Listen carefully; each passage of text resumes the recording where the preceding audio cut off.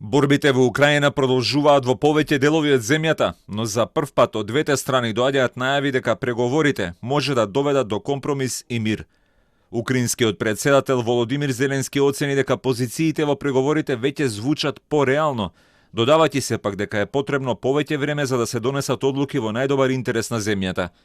Истовремено и шефот на руската дипломатија Сергеј Лавров изјави дека во преговорите со Украина се појавил позитивен бизнис пристап, фокусиран меѓу другото и на неутрален статус на Украина. Нейтральный статус, он сейчас, по большому счету, он сейчас всерьез обсуждается. В увязке, конечно же, с гарантиями безопасности. Это ровно то, что вот президент Путин говорил в феврале на одной из своих пресс-конференций. Любые возможные варианты, любые общеприемлемые гарантии безопасности для Украины, для всех стран, включая Россию, за исключением расширения НАТО. Сейчас именно это, вы процитировали Зеленского, именно это сейчас и обсуждается на переговорах. Там есть конкретные абсолютно формулировки, которые, на мой взгляд, близки к согласованию. Лавров ги критикуваше и Соединетите американски држави, кои според него не покажуваат никаков интерес да го решат конфликтот што е можно поскоро, туку напротив, продолжуваат да го разгоруваат. Зеленски денеска преку видеолинк се обрати до најсилниот поддржувач на Украина, Соединетите американски држави, пред двата дома на Конгресот, откако од Белата куќа дојде и веста за дополнителна воена помош за украинците во износ од $800 милиони. Тој ги повтори барањата за прогласување на небото над Украина за зона на забранети летови, или пак побара доставување борбени авиони со кои украинците би можеле поефикасно да се бранат.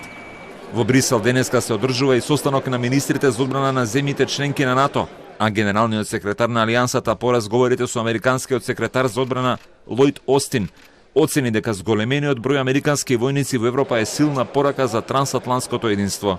NATO has responded in a united and swift way.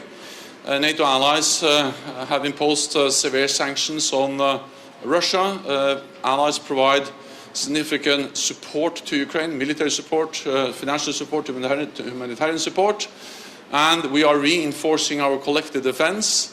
Hundreds of thousands of troops on heightened alert, 100,000 troops, US troops in Europe, and then 40,000 troops under NATO command, direct NATO command, mostly in the eastern part of the alliance, supported by naval and air forces.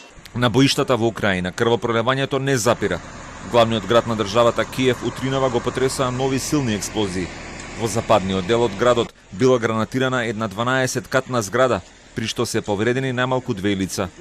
Во Киев на сила е 35-часовниот полициски час кој го воведе градоначалникот Витали Кличко, иако престолнината на Украина досега беше поштедена од најжестоките борби кои беснеат во другиот дел од државата. Жестоки борби се уште се водат и за контрола на градот Мариупол во јужна Украина, каде според локалните власти руските трупи како заложници држат речиси 400 луѓе во една болница, вклучувајќи доктори и пациенти. Жителите во овој град повеќе од една недела се без електрична енергија, грејење, вода, а се помалку има и храна. По повеќе дневни безуспешни обиди, украинските представници потврдија дека вчера била изведена успешна евакуација на речиси 20.000 луѓе од Мариупол, градот со повеќе од 430.000 жители.